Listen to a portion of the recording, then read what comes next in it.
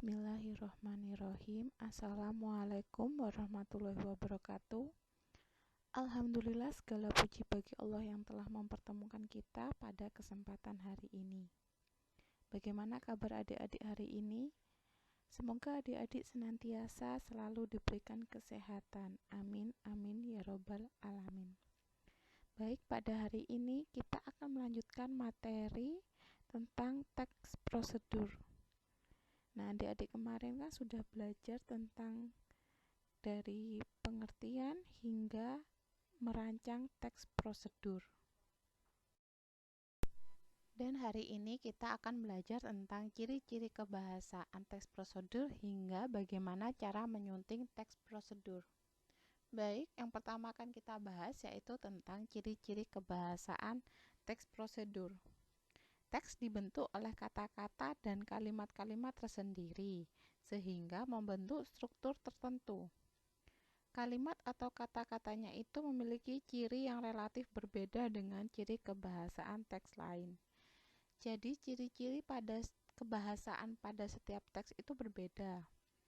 Pada ciri-ciri teks kebahasaan teks iklan, teks prosedur, teks eksplanasi itu sudah berbeda. Jadi setiap teks itu memiliki ciri-ciri kebahasaan tersendiri.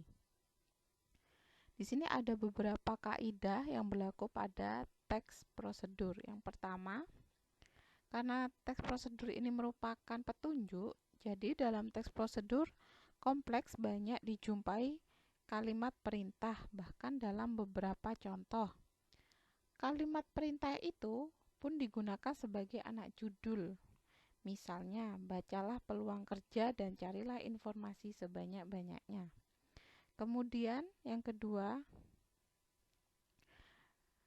karena penggunaan kalimat perintah terdapat pemakaian kata kerja imperatif, yakni kata yang menyatakan perintah, keharusan, atau larangan. Contohnya pada kata bacalah, carilah, harus, jangan, perlu, tak perlu. Kata kerja imperatif dibentuk oleh akhiran kan, i, dan partikel lah. Contohnya pada kata dasar perhati, jika mendapat imbuhan kan menjadi perhatikan. Pada kata dasar hindar mendapat imbuhan i menjadi hindari. Dan kata dasar jadi mendapat imbuhan lah menjadi jadilah. Selanjutnya yang ketiga, dalam teks prosedur juga banyak digunakan konjungsi atau kata penghubung yang menyatakan urutan kegiatan seperti dan, lalu, kemudian, setelah itu, dan selanjutnya. Kata-kata seperti itu juga digunakan sebagai konsekuensi dari langkah-langkah penggunaan sesuatu yang bersifat kronologis. Akibatnya, teks semacam itu menuntut kehadiran konjungsi yang bermakna kronologis. Karena teks prosedur itu merupakan teks yang berisikan sebuah petunjuk, sebuah langkah-langkah, jadi harus menggunakan kata urutan kegiatan agar lebih setiap langkah-langkah itu jelas terperinci. Selanjutnya yang keempat, dalam teks sejenis ini banyak digunakan kata-kata penunjuk waktu seperti contohnya beberapa menit kemudian dan setengah jam. Kata-kata seperti itu biasanya digunakan dalam resep makanan atau langkah-langkah dalam teks prosedur cara memasak seperti itu. Kemudian yang kelima, banyak menggunakan kata-kata teknis berkaitan dengan tema yang dibahasnya. Misalnya, petunjuk tentang berpidato banyak menggunakan kata-kata berkaitan dengan keterampilan berbicara atau berkomunikasi. Petunjuk tentang penggunaan alat-alat elektronik banyak pula menggunakan kata-kata perelektronikan. Selanjutnya yang terakhir, jika berupa prosedur tentang resep dan petunjuk, penggunaan alat akan digunakan gambaran terperinci tentang benda dan alat yang dipakai termasuk ukuran, jumlah, dan warna. Nah, selanjutnya untuk memperoleh kejelasan isi dari suatu teks prosedur, terutama terkait dengan aspek kebahasaannya. Di sini ada beberapa hal yang perlu dilakukan. Yang pertama, mengartikan kata-kata sulit. Misalnya dalam suatu teks terdapat kata-kata berikut: kualifikasi, kandidat, verbal, nonverbal, bahasa tubuh, klise, nominal gaji, tunjangan. Untuk mencari arti kata-kata tersebut, kita harus membuka kamus.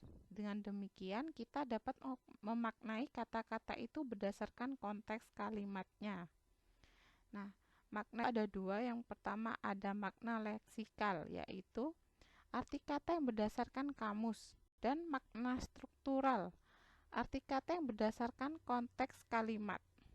Nah, selanjutnya yang kedua, memaknai maksud teks secara keseluruhan. Hal ini dilakukan untuk mengetahui topik umum beserta langkah-langkah yang ada di dalam suatu teks prosedur. Selanjutnya di sini kita akan membahas tentang khasanah bahasa, tentang menggunakan kalimat dengan penyambung antar kalimat. Penggunaan kata demikian jika dilihat dari fungsinya, kata tersebut digunakan untuk mengaitkan kalimat terakhir dengan kalimat sebelumnya. Masih banyak kata yang berfungsi sebagai penyambung antar kalimat. Contohnya, sekalipun demikian atau begitu, walaupun demikian atau begitu, meskipun demikian atau begitu, sesungguhnya, bahwasanya, selain itu, bahkan, akan tetapi, namun, kemudian, kecuali itu, sesudah atau setelah itu, sebelum itu, dengan demikian, oleh sebab itu, dan selanjutnya.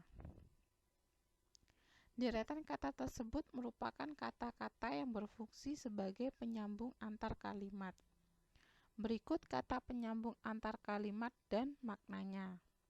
Yang pertama, kata meskipun begitu, yaitu menyatakan kesediaan untuk melakukan sesuatu yang berbeda, maupun bertentangan dengan hal yang dinyatakan pada kalimat sebelumnya. Contohnya, kami tidak sependapat dengan dia, meskipun begitu, kami tidak akan menghalanginya. Nah, yang kedua, kata sesudah itu, yaitu menyatakan kelanjutan dari peristiwa atau keadaan pada kalimat sebelumnya. Contoh kalimatnya, mereka berbelanja ke Glodok. Sesudah itu, mereka pergi ke rumah saudaranya di Ancol.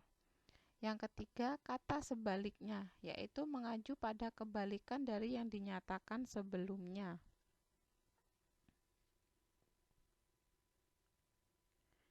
Contohnya yaitu, penjahat itu tidak mengindahkan tembakan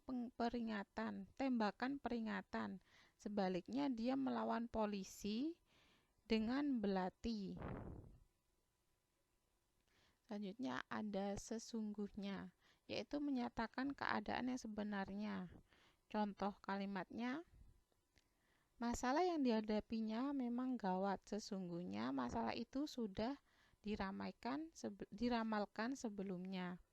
Yang kelima, kata bahkan, yaitu menguatkan keadaan yang dinyatakan sebelumnya. Contoh kalimatnya, Pak Amir sudah tahu soal itu, bahkan dia sudah mulai menanganinya. Selanjutnya contoh keenam pada kata akan tetapi. Kata akan tetapi yaitu menyatakan keadaan pertentangan dengan keadaan sebelumnya. Contoh kalimatnya, keadaan memang sudah mulai aman, akan tetapi kita harus tetap waspada. Yang ketujuh, kata selain itu, yaitu menyatakan keeksklusifan dari hal yang dinyatakan sebelumnya. Contoh kalimatnya, Alam akan studi di Timur Tengah. Selain itu, dia pun akan menunaikan ibadah haji. Selanjutnya yang kedelapan, kata dengan demikian, yaitu menyatakan konsekuensi. Contoh kalimatnya, dia sudah 3 hari tidak masuk sekolah, tanpa izin. Dengan demikian, dia sudah layak untuk mendapat peringatan dari sekolah. Selanjutnya, kata oleh sebab itu, yaitu menyatakan akibat. Contoh kalimatnya, sudah 5 hari Raisa tidak masuk sekolah. Oleh sebab itu, dia mendapat surat peringatan dari kepala sekolah. Yang terakhir, yang ke-10, yaitu kata sebelum itu. Kata sebelum itu menyatakan kejadian yang mendahului hal yang dinyatakan sebelumnya. Contoh kalimatnya, Kak Baharsyah mengawali sambutannya dengan ucapan salam. Selain itu, sebelum itu, mengangguk dan tersenyum kepada para penonton. Nah, selanjutnya kita akan membahas tentang mengembangkan teks prosedur. Yang pertama ada langkah-langkah pengembangan. Kita sudah merancang teks prosedur, ya. Ini dimulai dengan menentukan topik, menentukan tujuan, hingga membuat kerangka dengan memperhatikan strukturnya. Langkah selanjutnya adalah mengembangkan kerangka disertai pengumpulan sejumlah bahan-bahan. Sekiranya ada topik-topik tertentu yang belum dikuasai, kita sebaiknya membaca terlebih dahulu berbagai referensi yang relevan. Kita juga dapat memperoleh bahan-bahan referensi tersebut melalui wawancara. Setelah bahan-bahannya, langkah selanjutnya adalah mengembangkan kerangka menjadi sebuah teks prosedur yang jelas dan lengkap dengan memperhatikan ciri-ciri kebahasaannya. Tidak lupa pula kita perlu memperhatikan kebakuan kata sehingga teks tersebut nantinya dengan mudah pula dipahami oleh para pembaca. Jadi, setelah kita membuat kerangka karangan dari teks prosedur tersebut, yang pertama itu kita harus memperoleh bahan-bahan referensi tersebut secara relevan. Nah, selanjutnya setelah bahan-bahan kerangka tersebut terkumpul, lalu disusun lagi kerangka langkah-langkah dalam pembuatan dari teks prosedur tersebut. Misal membuat teks prosedur cara membuat mie instan. Di situ bahan-bahannya dijelaskan ada apa saja. Seperti itu. Kemudian langkah-langkahnya, apa dulu yang akan dilakukan? Misal yang pertama, menghidupkan kompor, lalu mengambil air dengan menggunakan panci. Nah, misalnya seperti itu. Nah, setelah membuat kerangka dari langkah-langkahnya, seharusnya setelah itu dikembangkan menjadi sebuah teks prosedur yang utuh, yang sudah fix susunannya. Jadi bukan hanya kerangka, tapi sudah menjadi sebuah teks yang utuh. Nah, dalam pembuatan teks prosedur harus juga memperhatikan kebakuan kata. Nah, kebakuan kata itu berfungsi untuk agar mudah dipahami oleh para pembaca. Selanjutnya kita akan membahas tentang khasanah bahasa, tentang memahami kata baku. Kata baku merupakan kata yang cara pengucapan ataupun penulisannya sesuai dengan kaidah standar atau kaidah yang dibakukan. Di samping kata baku, ada pula ragam kata tidak baku. Kata tidak baku adalah ragam bahasa yang cara pengucapan dan penulisannya tidak memenuhi kaidah-kaidah standar. Adapun kaidah standar yang dimaksud dalam kata baku berupa: yang pertama, pedoman sesuai pedoman ejaan bahasa Indonesia atau EBI. Yang kedua, sesuai tata bahasa baku. Yang ketiga, sesuai dengan kamus umum. Jadi kata baku itu penulisan atau pengucapannya sesuai dengan kamus bahasa Indonesia dan ejaan bahasa Indonesia. Nah, penggunaan kata baku di sini ada fungsinya, yaitu yang pertama untuk pemersatu. Pemakaian kata-kata baku dapat mempersatukan sekelompok orang menjadi satu kesatuan masyarakat bahasa. Seseorang dapat dikatakan sebagai bangsa Indonesia, salah satunya ditandai oleh kemampuan dalam menggunakan bahasa Indonesia secara baik dan benar. Yang kedua, pemberi kekhasan. Pemakaian kata-kata baku dapat menjadi pembeda dengan masyarakat pemakai bahasa lainnya. Yang ketiga, pembawa kewibawaan. Pemakaian kata-kata baku dapat memperlihatkan kewibawaan pemakainya. Yang keempat, kerangka acuan. Kata-kata baku menjadi tolok ukur bagi benar tidaknya pemakaian bahasa seseorang atau sekelompok orang. Selanjutnya, ciri-ciri kata baku. Nah, ciri-cirinya yang pertama, tidak dipengaruhi oleh bahasa daerah atau bahasa asing. Yang kedua, bukan ragam bahasa percakapan. Yang ketiga, pemakaian imbuhan secara eksplisit. Yang keempat, pemakaian yang sesuai dengan konteks kalimat. Yang kelima, tidak rancu. 6. Tidak mengandung arti pleonasme. Yang ketujuh, tidak mengandung hiperkoreksi. Nah, yang pertama tidak dipengaruhi oleh bahasa asing atau bahasa daerah di situ. Jadi benar-benar menggunakan bahasa Indonesia sesuai dengan kamus bahasa Indonesia dan ejaan bahasa Indonesia. Bukan ragam bahasa percakapan. Nah, jadi bahasa dalam percakapan itu kan biasanya menggunakan bahasa sehari-hari yang kebanyakan bukan termasuk pada kata baku. Nah, jadi menggunakan kata baku itu ya pure dari asli, ambil dari kamus bahasa Indonesia. Nah, pemakaian imbuhan secara eksplisit. Nah, pemakaian imbuhan secara eksplisit di sini pemakaiannya itu harus sesuai, harus jelas. Nah, pemakaian imbuhan itu juga harus ada artinya juga di kamus bahasa Indonesia, tidak bisa asal. Nah, kemudian pemakaian sesuai dengan konteks kalimat. Nah, jadi pemakaian katanya itu harus sesuai, tidak boleh rancu, tidak boleh ambigu, tidak membingungkan. Nah, kemudian tidak rancu. Apa itu tidak rancu? Jadi itu tadi harus sesuai dengan konteks kalimatnya, penggunaannya itu harus sesuai. Penggunaan kata dalam sebuah kalimat itu tidak boleh, harus sesuai, tidak boleh membingungkan si pembaca. Selanjutnya, tidak mengandung arti pleonasme. Apa sih pleonasme itu? Nah, pleonasme adalah gaya bahasa yang menambahkan keterangan pada pernyataan yang sudah jelas atau menambahkan keterangan yang sebenarnya tidak diperlukan.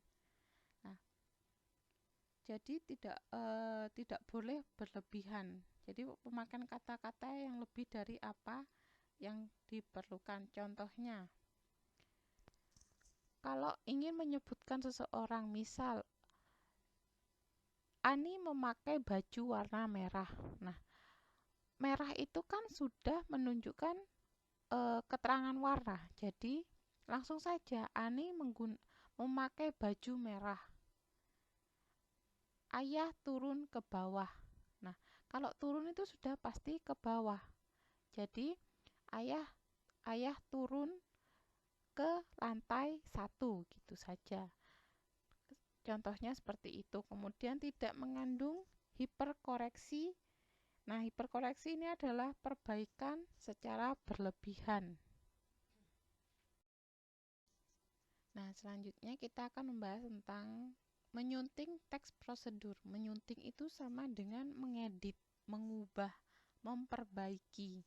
Seperti itu. Nah, dalam sebuah teks prosedur, mungkin kita menjumpai beberapa kesalahan, misalnya dalam kebenaran isinya, strukturnya, kaidah-kaidah kalimat, ataupun penggunaan ejaan atau tanda bacanya. Dengan langkah penyuntingan, kita diharapkan dapat memperbaiki kesalahan-kesalahan itu. Pembaca pun tidak kesulitan dalam memahami dan menjalankan petunjuknya itu. Nah, di situ saya sudah menuliskan satu contoh sebuah teks, dan di situ saya juga sudah memberikan mana yang kesalahan dalam penulisannya. Di situ ada dua jenis kesalahan dalam cuplikan tersebut. Yang pertama, dalam pembentukan kata dan pembentukan kalimat. Yang pertama, pembentukan kata kenali dalam kalimat nomor 1 itu tidak tepat. Seharusnya diubah menjadi mengenali. Nah, jadi kalimatnya menjadi hal pertama yang perlu dilakukan agar tidak membandingkan diri sendiri dengan orang lain adalah mengenali diri sendiri, bukan kenali diri sendiri. Nah, selanjutnya kalimat nomor 2 dan 4 itu tidak efektif. Kalimat tersebut tidak mempunyai subjek yang jelas. Baik, untuk pembelajaran tentang teks prosedur hari ini cukup. Kita lanjutkan lagi pada pembelajaran selanjutnya. Nah, agar adik-adik lebih paham lagi tentang apa sih teks prosedur itu, seperti apa sih ciri kebahasaan teks prosedur itu, bagaimana sih cara menyuntingnya, agar lebih paham lagi, silakan adik-adik mengerjakan tugas yang sudah saya bagikan di classroom. Di situ adik-adik bisa pelajari, bisa dibuka lagi buku pegangannya. Dan kurang lebihnya saya mohon maaf. Wabillahi taufik wal hidayah. Wassalamualaikum warahmatullahi wabarakatuh.